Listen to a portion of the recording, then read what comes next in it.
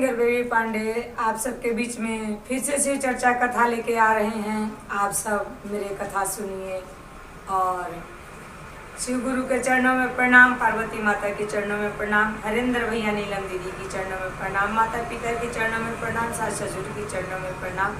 हमारा प्रणाम का स्वीकार करो, हे देव स्वीकार करो। आपने 3 सूत्र दिया, हमने तीनों को पालन किया। पहले में दया मांगना और दूसरे में चर्चा करना और तीसरे में 108 बार का नमः शिवाय जाप करना। हे गुरु, आपने 3 सूत्र दिया, हम तीनों पालन किया। हम शिष्या पे दया करो, दया करो, हे महादेव, हर हर महादेव। हम सिंगर बेबी पांडे आप सबके बीच में शिव चर्चा कथा लेके आए हैं और जो गुरु भाई बहना हमारा कथा सुनते हैं वो धन्य हैं जो भोलेनाथ के चरण से जुड़े हुए हैं और उनके चरण में आने वाले कभी कोई खाली नहीं लौट के जाता है। इसलिए जो गुरु भाई बहना शिव गुरु के शिष्य गुरु बनाए और शिष्य बने हैं वो गुरु बहना धन्य है, वो गुरु भाई धन्य है जो हमारे भोलेनाथ के चरण में है।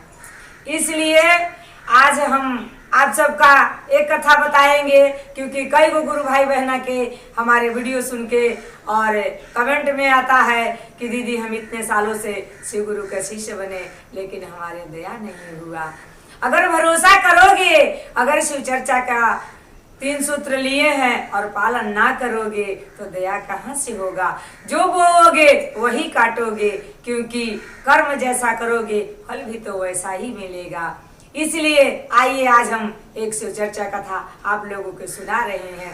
एक गांव में एक बुढ़िया रहती थी। वो बेचारी, उसका पति भी नहीं था, केवल एक लड़का था और वो भोलेनाथ की भक्त थी और शिव चर्चा में जाया करती थी। शिव गुरु का अपना गुरु मान के शिष्य बनी हुई थी और कहीं भी शिव चर्चा कथा भजन पूजन होता था वहां बेचारी चली जाती थी।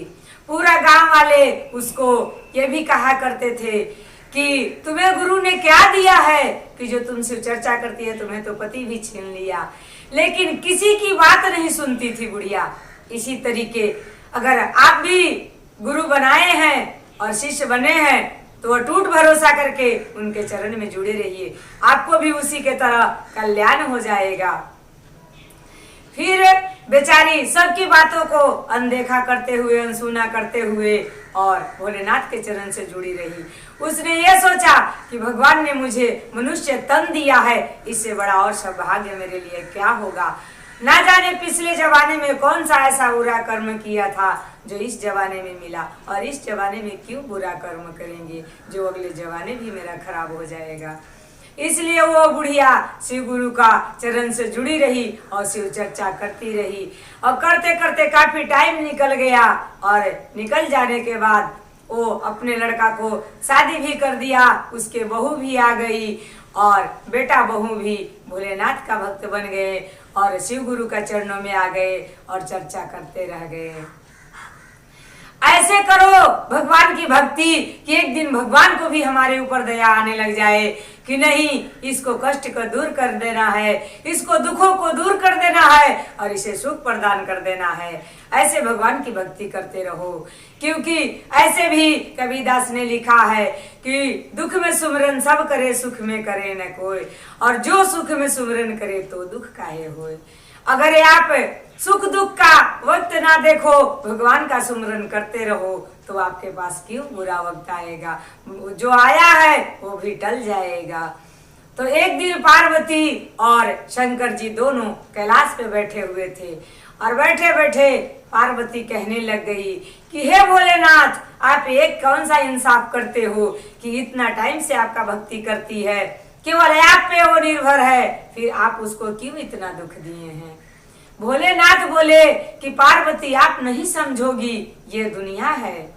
इस दुनिया में जो जैसा कर्म करता है वैसा ही फल मिलता है। जो जो बोएगा वही काटेगा, इसलिए इसका कर्मों का फल मिल रहा है। लेकिन हाँ, अब ये इतना अच्छा मेरा भक्ति की है, अटूट भरोसा की है, तो इसको अंत काल में जरूर हमने कुछ न कुछ देना है।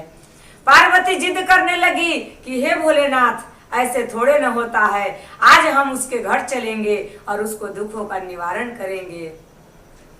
भोलेनाथ कहने लगे कि पार्वती, बिना परीक्षा का कोई फल नहीं किसी को हम देते हैं, और आज इसका परीक्षा आखिरी है, वो भी हम लेके ही इसका फल देंगे। भगवान को परीक्षा में अगर पास हो जाओगे तो जिंदगी धन हो जाएगा, धन दौलत गाड़ी बंगला का कमी नहीं रह जाएगा, इसलिए भगवान का परीक्षा में पास हो जाओ। आए बुढ़िया के घर, वो तो बेचारी गरीब थी ही थी, भोलेनाथ की भक्त थी। जिसके अंदर भक्ति होता है वो इंसान ही अलग हो जाते हैं, क्योंकि उनको रहने सहने बातें करने का तरीका ही बदल जाता है, क्योंकि वो भगवान के चरणों से जुड़े हुए हैं। तो बुढ़िया के घर आए और आके कहने लग गए, एक अपने बाबा का भेष धर लिए, पार्वती एक माता की भेष धर लिए, और बस हाबेल का एक बाघ का भेष हो गया। और शाम होते हुए अंधेरा सा मौसम हो रहा है और भोलेनाथ उस बुढ़िया के दरबार पे आ गए और आकर कहने लगे कि हे माता, आज आपके घर में मुझे विश्राम करने का जगह चाहिए। चलते चलते शाम हो गया और हमें आँख से उतना दिखता नहीं है। ऐसे कह के भोलेनाथ बुढ़िया से रहने का जगह मांगने लग गए। तो दौलत होने से कुछ भी नहीं होता है। अगर दौलत बहुत है, दिल छोटा है तो जगह कम पड़ जाता है, और अगर दौलत छोटा है, दिल बड़ा है तो जगह भी बड़ा हो जाता है।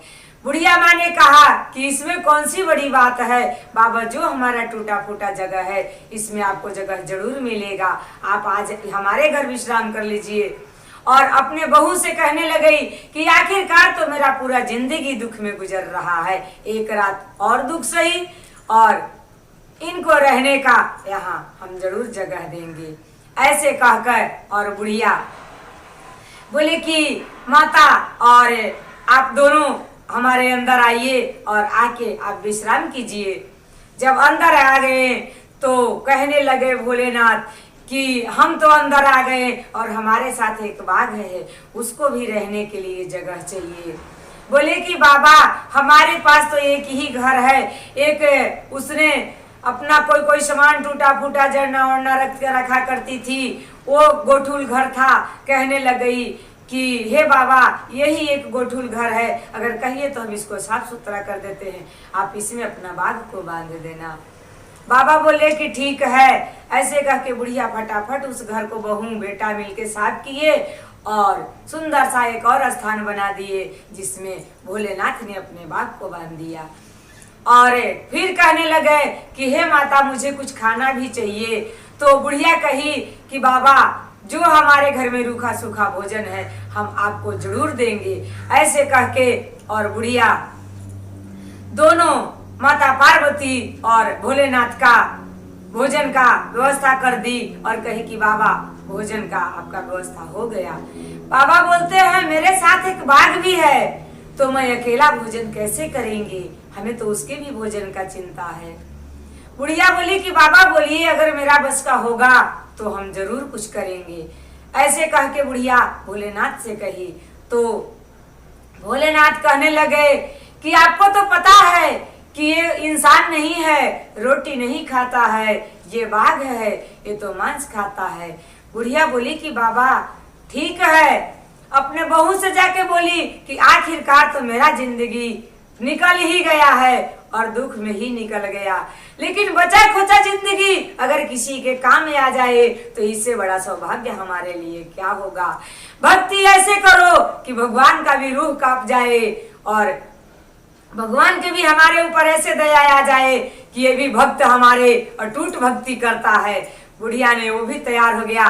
देखिए, भगवान के चरण में अपनी कहते हुए मेरे आंख भर जा रहा है कि भगवान के चरण में अपनी जिंदगी भी अर्पण कर दी। भक्ति ऐसे होना चाहिए कि उनके चरण में अगर जरूरत पड़े तो आपकी जिंदगी भी अर्पण हो जाए, तो ये मेरे लिए सौभाग्य की बात है। और कह के बुढ़िया बोली कि बाबा, मैं अभी नहा धोवा के तैयार हो जाते हैं और आप अपना बाघ का भोजन करा के और आप हमारे घर भोजन करके जाइए।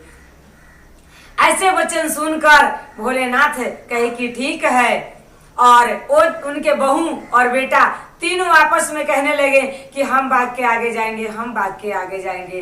तो उस बुढ़िया ने अपने बेटा बहू को समझाया कि बेटा मेरा जिंदगी तो निकल गया है, अब मेरा इस धरती पे क्या काम है। अगर मैं किसी का काम आ जाऊं तो इसके से सौभाग्य मेरे लिए क्या होगा। लेकिन आप दोनों की इस धरती पे रहना जरूरी है, अभी आपकी जिंदगी शुरू हुआ है। ऐसे कहकर और उस बुढ़िया ने नहा धोआ के बाबा से कहा कि हे बाबा आप भोजन कीजिए, हम बाग के सामने चले जाएंगे। बाबा बोले ऐसे नहीं, आप हमारे घर में पर्दे लगाओ, हम कोई इंसान नहीं है, हम साधु संत हैं, हम ऐसे नहीं भोजन करते हैं, हम पर्दे में भोग लगाते हैं। बुढ़िया ने बेचारी पर्दा कर दी और करके भोलेनाथ बोले जब तक हम भोजन करेंगे तब तक तुम्हारे जितने घर का जगह है उतने घर में पंचकर्मा करोगी, ओम नमः शिवाय का जाप करके। और बुढ़िया आंख बंद करके पंचकर्मा करना तीनों बेटा बहू ने शुरू किए। और जैसे जैसे पंचकर्मा पूरा हुआ, बुढ़िया का धन दौलत गाड़ी बंगला सारा कुछ पूरा हो गया और भोलेनाथ का भाग्य अंतर्ध्यात हो गया। कौन सा भोलेनाथ का भोजन करना था और कौन सा बुढ़िया को जिंदगी लेना था, ये तो भोलेनाथ का परीक्षा था। ऐसे भक्ति होनी चाहिए कि जिंदगी भी उनके चरण में अर्पण कर दो। और बुढ़िया जब आंख खोली और भोलेनाथ का ना पाकर बहुत रोने लगी कि हे प्रभु ऐसा क्या गलती हो गया, हमने ऐसा कौन सा कसूर किया जो हमारे घर आके हम आपको पहचान नहीं पाए, क्या हमारी भक्ति में कमी रह गई थी हे भोलेनाथ। ऐसे कहकर बुढ़िया बहुत रोई। तब भोलेनाथ वहीं से हाथ उठा के बोले कि तुमने तो मेरा भक्ति का सारा सीमा पार कर दी, हे भक्त तुम्हारे जैसा तो शायद कोई भक्ति ही ना हो, इसलिए आज से तुम धन्य हो, स्वर्ग का भागी हो, और ये धन दौलत में थोड़ा दिन राज्य तो कर लो। और कह के भोलेनाथ अंतर्ध्यान हो गए और बुढ़िया अपना बेटा बहू का साथ अपने महलों में राज करने लगे, धन दौलत सारा कुछ हो गया।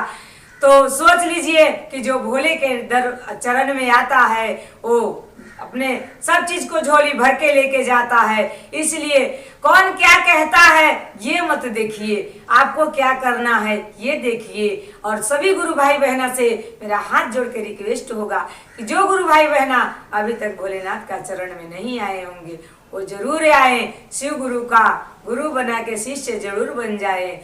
गुरु के चरण में आने वाला कोई खाली नहीं लौट के जाता है। और चलते चलते सभी गुरु भाई बहना के नमस्कार प्रणाम। और हमारा वीडियो देखिए, आप सब लाइक कमेंट करना ना भूले, चैनल सब्सक्राइब जरूर करें। हर हर महादेव।